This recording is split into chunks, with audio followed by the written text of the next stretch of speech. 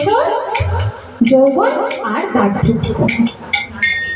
তাই যৌবন কালকে বলা হলো ওই দুপুর বেলা, মধ্যাহ্নকাল।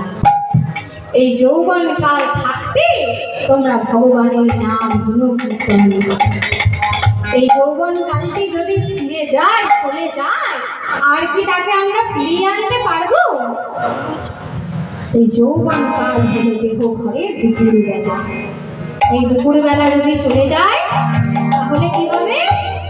যে তার আসা যাওয়া সার হবে।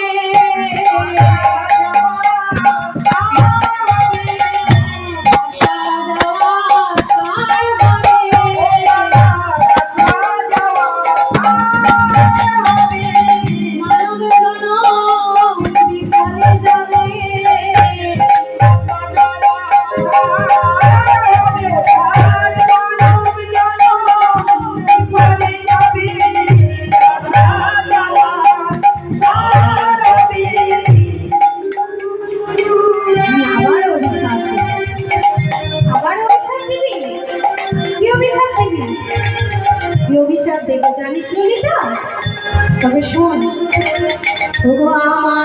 আমার বধূরে বিনা রান্না করে